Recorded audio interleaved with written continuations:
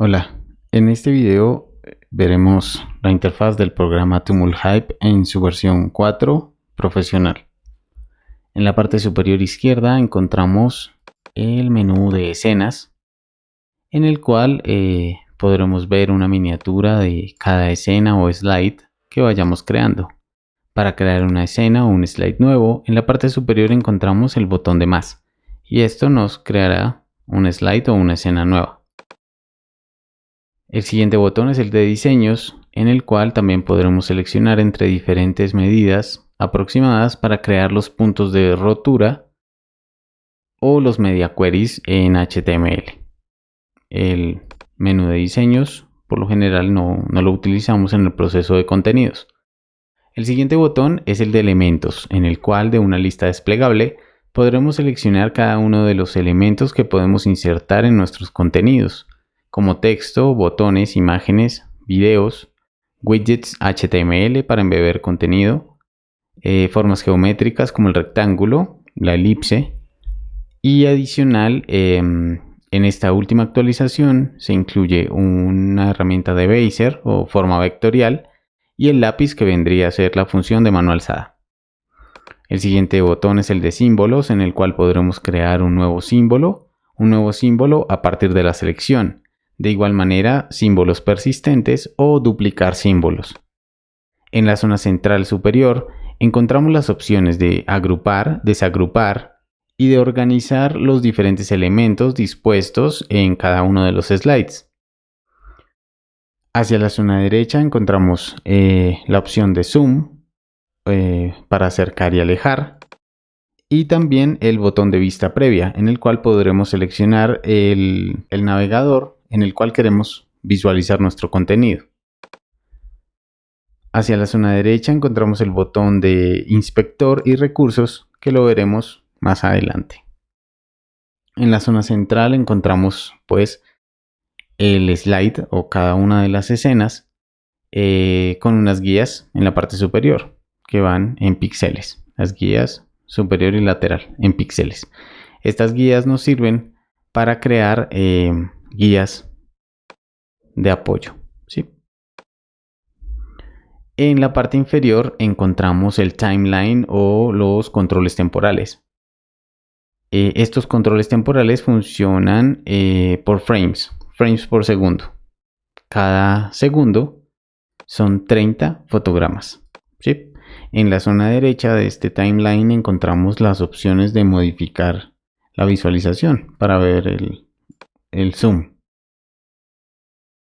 Acá podemos observar cada uno de estos espacios o de estos ítems en el control temporal. Será un frame, y al llegar a 29 pasa a un segundo. En esta zona encontramos los botones de reproducción, como el botón de play, fotograma siguiente o previo, ir al inicio, el botón de reproducción en bucle y el botón de grabar, que lo utilizaremos a la hora de crear nuestras animaciones. El control temporal se irá alimentando de capas a medida que vayamos añadiendo elementos a nuestros slides. Al crear un elemento o al insertar un elemento, se crea automáticamente la capa. Estas capas las podemos modificar el texto para una mejor organización.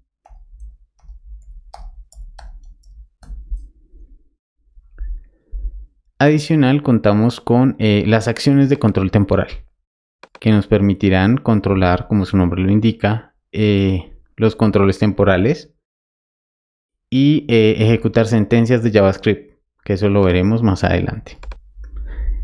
En la parte inferior, miren que al crear cada una de las capas o al insertar los diferentes elementos, encontramos las propiedades con las que cuenta ese elemento.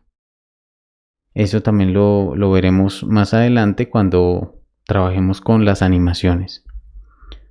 Finalmente, en la zona derecha, en el botón de inspector, encontramos cada uno de los menús de propiedades y de configuración de los diferentes elementos. El primero es el inspector de documento, en el cual podremos añadir un título de página HTML, mostrar el indicador de carga, editar el encabezado HTML. Acá tenemos compatibilidad con diferentes navegadores, etcétera. Bueno, lo único que lo vamos a utilizar es para mostrar el indicador de carga, generalmente. El siguiente botón es el del menú escena, en el cual podremos configurar el tamaño de nuestra escena. Adicionalmente tenemos acá los controles temporales. Podremos seleccionar un color de fondo. Y tenemos unas opciones que varían cuando vayamos creando nuestros símbolos. El siguiente botón es el de medidas. Acá con esta opción de medidas trabajaremos el diseño flexible para hacer que el contenido se adapte a la pantalla del navegador en el cual sea visualizado. También tenemos opciones de rotación para controlar los objetos a la hora de hacer animaciones, sesgo y el origen de transformación. El siguiente menú es el de elemento, en el cual podemos seleccionar el color de fondo, borde, visibilidad, que lo vamos a usar mucho, la opacidad, el visible u oculto. Podemos configurar una sombra y también unos efectos de filtro y reflejo.